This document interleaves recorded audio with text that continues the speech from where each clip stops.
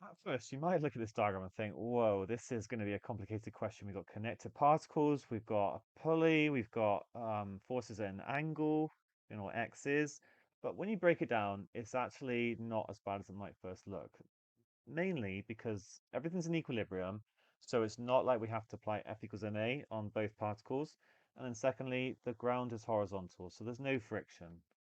Okay, so that is the good news in this question. So what I'm going to do is label the forces on each of the particles. I mean, there's a lot of text here, but essentially we're told that we've got 5 kilograms here, so I'm going to add on the weight, 5g, and then there must be something that's stopping it just falling down, and that's the tension. Then we've got the forces on the block. Well, we've got mg, we've got a tension going this way, equal and opposite to the blue tension. Just trying to lift it off. And then we've got a normal reaction, which in this case isn't going to be the same as the weights because there's two forces also trying to pull it up a little bit. And then of course we've got this force that's already been labeled X. So those are all the forces on our system. I think I'll label this A, and then this one can be B.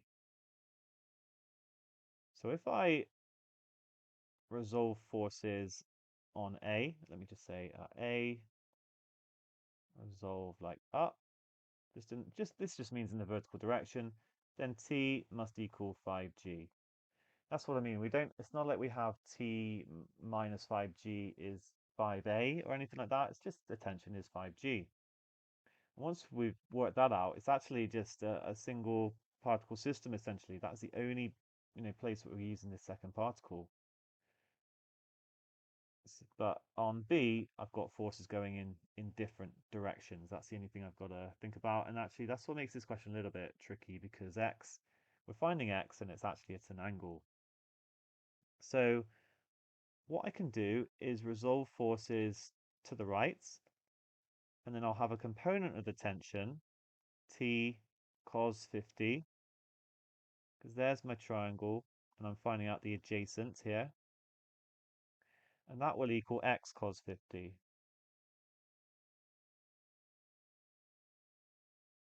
Remember, I know what T is, it's 5G.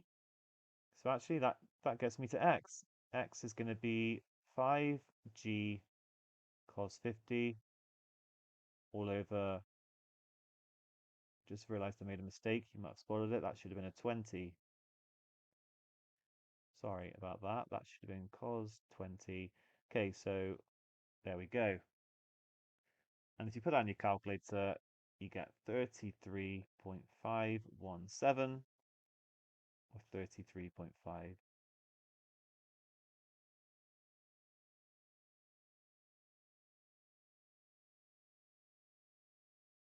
When then given that the magnitude of the contact force exerted by the ground is 147, okay, so I can now actually replace that by 147. And we're asked to determine the value of m. So now I just need to look at forces in the vertical direction. For this, there's quite a few to consider. We've got t, which I now know is 5g, sine 50.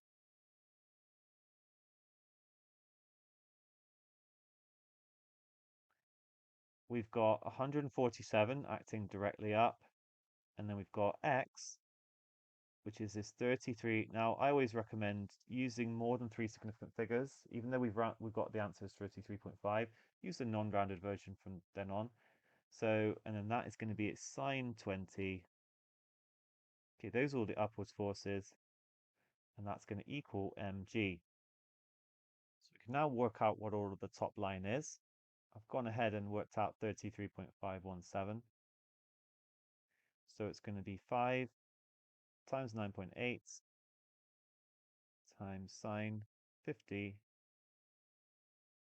plus 147 plus our answer times sine 20.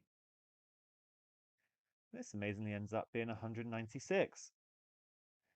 So m is then going to be 196 And that's why we don't use the rounded version, okay? Because actually we've got an exact answer here, although you'd probably round later on, but it's going to be 196 over 9.8, and we get a really nice answer of 20.